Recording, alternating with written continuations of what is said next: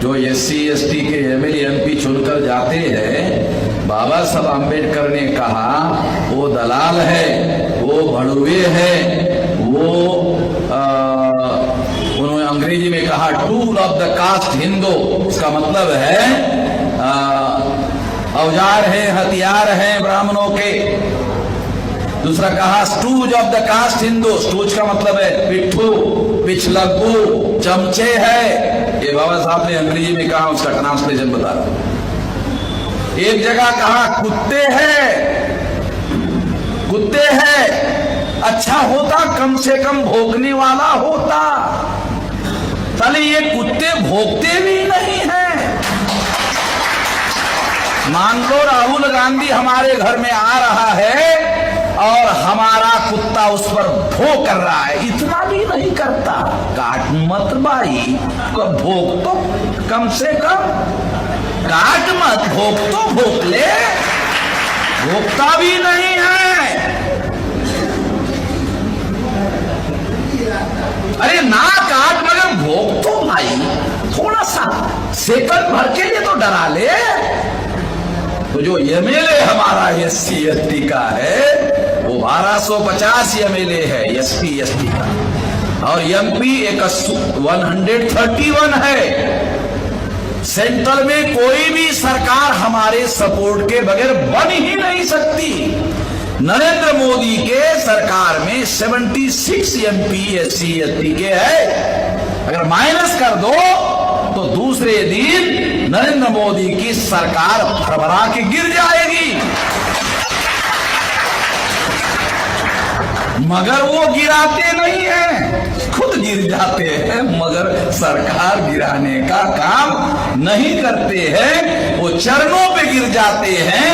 इसलिए एक नाम हमारे MLA MP का रखा जाना चाहिए, चरण चाट। चरण चाट, चरणों को चाटने वाले MLA MP हमारे हैं। तो ये लोग किसी प्रकार की कोई आवाज, इनको गुलाम बना कर रखा, आपके MLA को गुलाम बना कर रखा, आपके MP को गुलाम बना के रखा।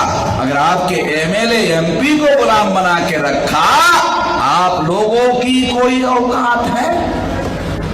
विचार करो तो। अरे आपके MLA को गुलाम बना के रखा, आपके MP को गुलाम बना के रखा, आप लोगों की उनकी नजर में कोई औकात है?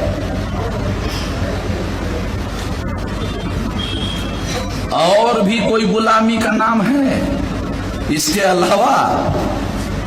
मुझे तो नहीं लगता। ये तो सब कुछ कर दिया उन्होंने। इसलिए एक बदलना होगा। ये परिवर्तन यात्रा परिवर्तन करने के लिए बनाई गई है। ये बातें आपको केवल बताई नहीं जा रही है, आपको इसलिए बताया जा रहा है कि आप गांव-गांव में जाओ, गांव-गांव में जाकर लोगों को समझाओ कि हमारे दुश्मनों ने हमें गुलाम बना दिया गया है, हमें आजादी की जंग लड़नी है, तैयार हो जाओ। इसके लिए ये तैयारी करना जरूरी है। इसलिए साथियों, बहुजन क्रांति मोर्चा ये परिवर्तन करने के लिए बनाया गया संगठन नहीं है, बल्कि प्लेटफॉर्म है, ताकि एक तहसील में मिनिमम 50 और मैक्सिमम 100 संगठन, अगर छोटे छोटे माइक्रो, स्मॉल, मध्यम और बड़े संगठन इकट्ठा कर लो तो क्या होगा? 5000 तहसील है, एक तहसील में मिनिमम 50 संगठन इकट्ठा कर लो, 2.5 लाख संगठन इकट्ठा हो जाएंगे। 100 कर लो, 5 लाख संगठन इकट्ठा हो जाएंगे। 5 लाख संगठन इकट्ठा कर लो, 50 लाख कार्यकर्ता तैयार हो जाएंगे। 50 लाख कार्यकर्ता तैयार कर लो, देश में बहुत बड़ा आंदोलन खड़ा हो जाएगा और परिवर्तन इस देश में जैसा चाहते हो वैसा होगा। एक करने के लिए, रोना रोने के लिए हमने परिवर्तन यात्रा नहीं निकाला है। हमने ये परिवर्तन यात्रा परिवर्तन करने के लिए निकाली हुई है, और इसलिए इन लोगों को हमारे परिवर्तन यात्रा का डर लग रहा है। इन लोगों को इस बात का डर लग रहा है अभी तो कुछ नहीं है। परिवर्तन यात्रा 2024 में ये जो अत्याचार करने वाले लोग हमारे ऊपर है, ये सारे लोग हमारे लोगों पर अत्याचार करते हैं। हमारे लोग अन्याय के विरोध में लड़ रहे हैं। शेड्यूल कास्ट के लोग लड़ रहे हैं, शेड्यूल ट्राइब के लोग लड़ रहे हैं, नॉमिनी ट्राइब के लड़ रहे हैं, एमबीसी के लड़ रहे हैं, ओबीसी के लड़ रहे हैं, माइनॉरिटी के लड़ रहे हैं, मुसलमान, सिख, ईसाई, बुद्धिस्ट, जैन, लिंगायत लड़ रहे हैं। ये सारे के सारे लड़ रहे हैं। लड़ क्यों रहे हैं? क्योंकि अन्याय हो रहा है। लड़ क्यों रहे हैं? क्योंकि अन्याय हो रहा है, इसलिए लड़ रहे हैं। अन्याय कौन कर रहा है? 3.5% ब्राह्मण कर रहा है। हम 85% लोग हैं, 85% पर 3.5% ब्राह्मण अन्याय कर नहीं सकता। कर रहा है, कर नहीं सकता, कर रहा है। क्यों कर रहा है? क्योंकि 14 अगस्त 47 तक अंग्रेज भारत का शासक वर्ग था।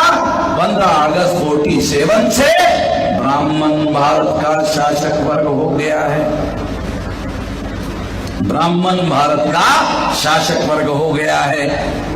और शासक वर्ग के नियंत्रण में मिलिट्री होती है, बॉर्डर सिक्योरिटी फोर्स होता है, प्यारा मिलिट्री होता है, पुलिस फोर्स होता है, सीआरपी एसआरपी होता है। और इनकी मदद से आपकी ठुकाई करता है, इनकी मदद से आपकी पिटाई करता है।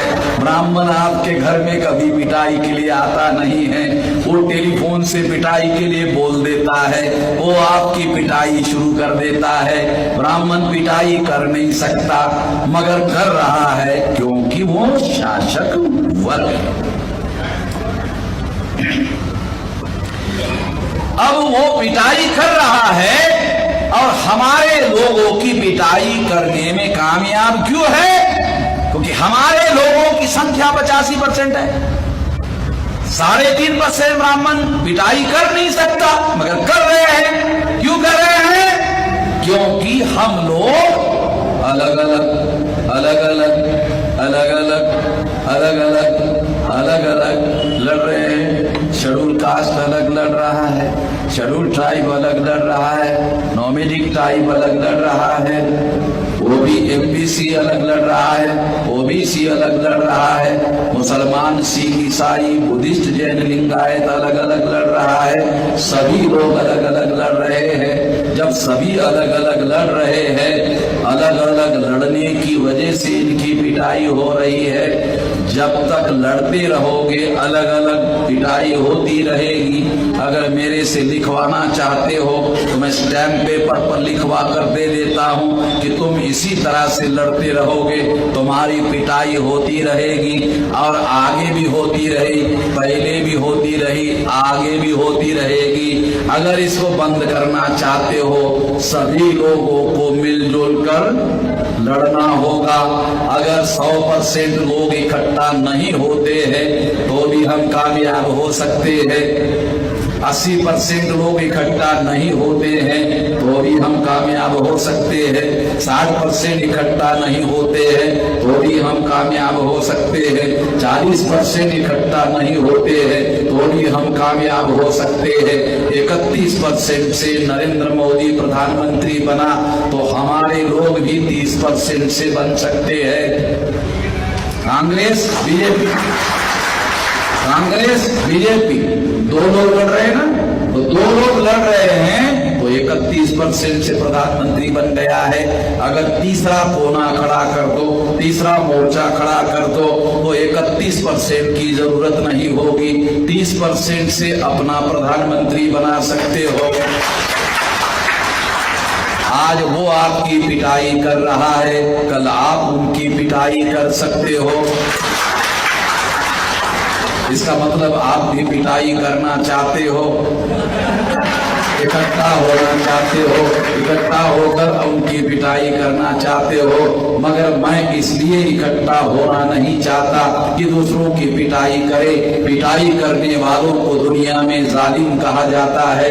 हम लोग जालिम को जालिम कह रहे हैं, हम दोबारा जालिम बनना नहीं चाहते हैं। हम दुनिया में इकट्ठा इसलिए होना चाहते हैं क्योंकि हम दुनिया में इंसाफ कायम करना चाहते हैं। हम दुनिया में इंसाफ कायम करने के लिए इकट्ठा होना चाहते हैं। मनु ने संविधान लिखा था, हमारे लोगों को अधिकार नहीं दिया।